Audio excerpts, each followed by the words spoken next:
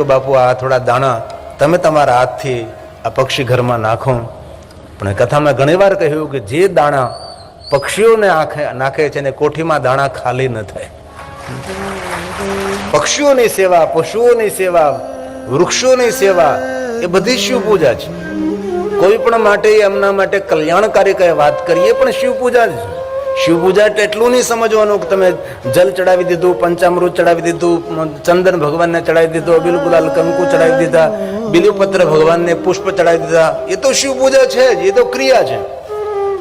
પણ વાસ્તવિક રીતે શિવ પૂજા તેને કહી છે જગત હિત, લોક હિતનો કોઈ પણ કલ્યાણકારી કામ કરવામાં આવે એ શિવ પૂજા છે. શિવ શબ્દનો અર્થ કલ્યાણ છે. આપણે સૌ જાણીએ, આપણે સૌ ભણેલા ગણેલા માણસો છે, આપણે સૌ આ બધું જાણીએ છીએ. શિવ શબ્દનો અર્થ કલ્યાણ છે. જે કાંઈ કલ્યાણકારી કામ કરવામાં આવે બધું જ શિવ પૂજામાં આવે છે. એક જલનો લોટો કે વૃક્ષને તમે જલ અર્પણ કરો છો ને એ પણ શિવ પૂજા જ છે. અને સ્વયં ભગવાન શિવજીએ કહ્યું છે કોઈ પણ જીવાત્માને તૃપ્ત કરવામાં આવે એ મારી પૂજા છે, એ મારું અર્ચન છે. ભગવાન મહાદેવના નિરાકાર લિંગ સ્વરૂપની પૂજા તો એટલા માટે આપણે કરીએ છીએ કે આપણું ચિત્ત, આપણું મન શિવજીમાં સમર્પિત થાય. આપણે જ્યારે ભગવાનને આપણે જલાભિષેક કરતા હોય ત્યારે આપણું તન એ પાત્રને પકડે રાખે છે. આપણું મન ધારા તૂટે નહીં એમ આપણું મન રહે છે. અને વાણીથી આપણે મંત્રો બોલતા હોય છે. તેથી વાણી, મન અને તન ત્રણેયને ભગવાન શિવને સમર્પિત થાય છે. એ જલાભિષેક છે. મનને શાંત કરનાર છે, પિતૃને તૃપ્ત કરનાર છે.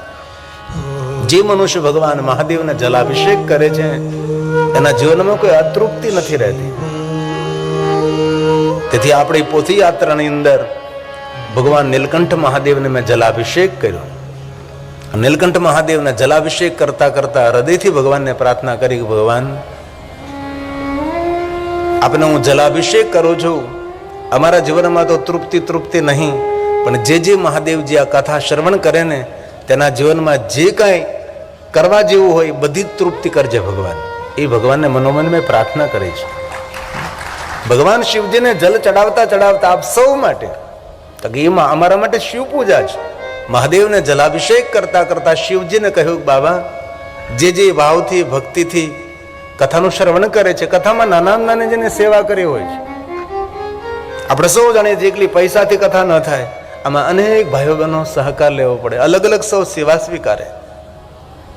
કોઈ ભોજન વ્યવસ્થાની સેવા સ્વીકારી હોય, કોઈ આ બધી મંડપની વ્યવસ્થાની સેવા સ્વીકારી હોય.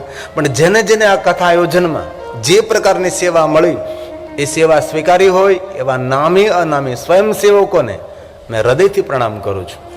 આપ સૌની સેવાને હું બિરદાવું છું, કારણ કે સૌના નામ મારી પાસે ન હોય. પહેલો દિવસ છે એટલો પરિચય પણ સૌનો ન હોઈ શકે.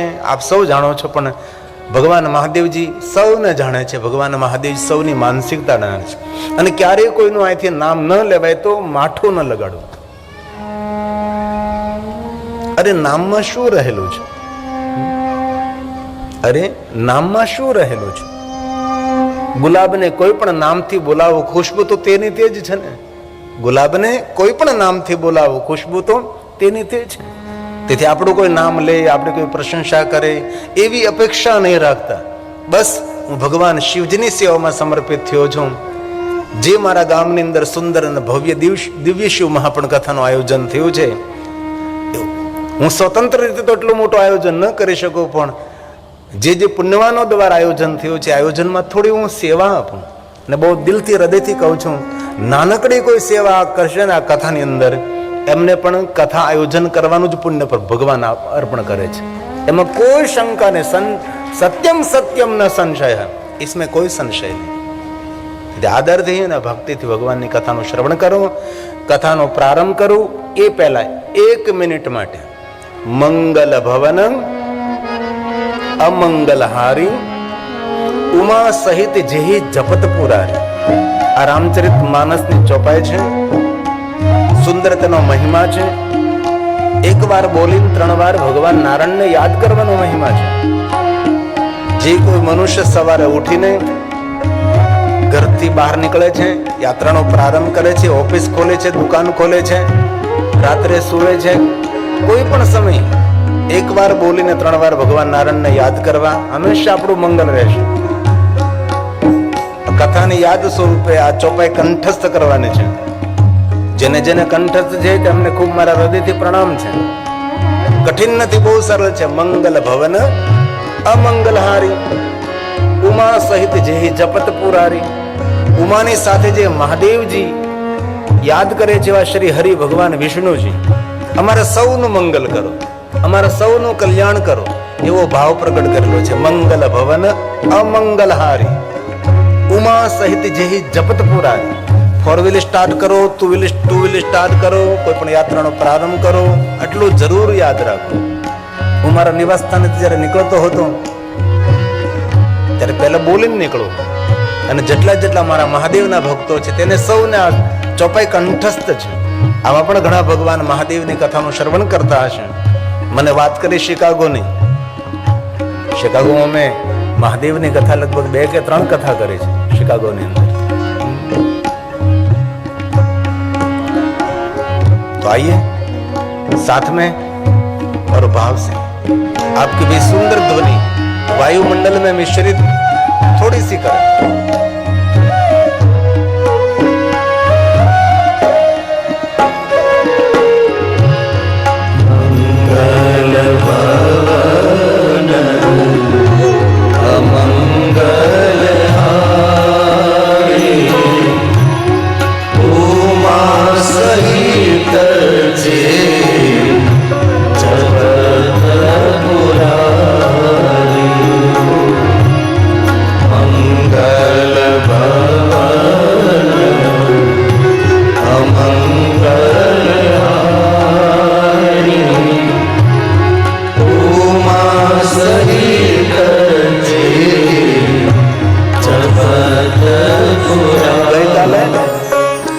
કંઠસ્થ કરાવીને આવ્યો છું હિંમતનગરની અંદર. હિંમતનગરની કથાના આશા રાખું છું શિવ કથાને યાદ સ્વરૂપે આ એક ચોપાઈ મુખપાઠ કરજો.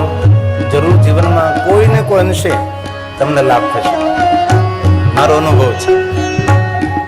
ભાવ से और साथ में आवाज निकालिए आप सभी.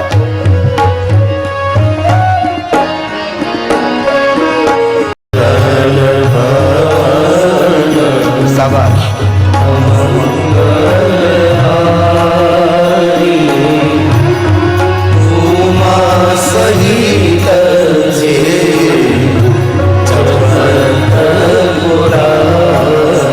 साथ में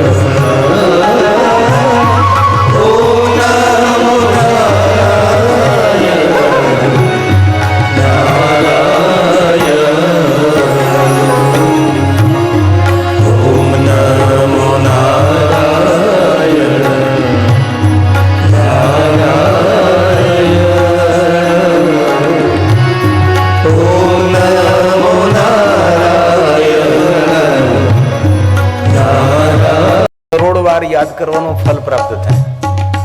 કથા એ કલ્પવૃક્ષ છે. જે કાંઈ કલ્પના કરો ને સમય સમયમાં સાકાર થવા લાગે, એટલે સારી કલ્પના કરવી. કથા એ કામ ધ્યેયનું છે.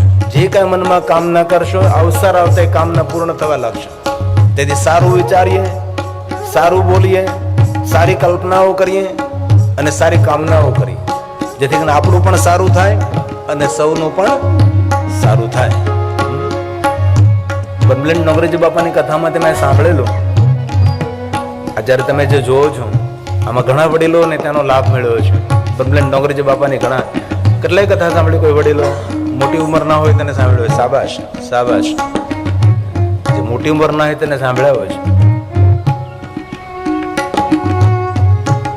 એમ કહેતા હતા કે જ્યારે આપણે કથા સાંભળતા હોય ને, ત્યારે આપણું એક એક રૂવાડું તીર્થ બને.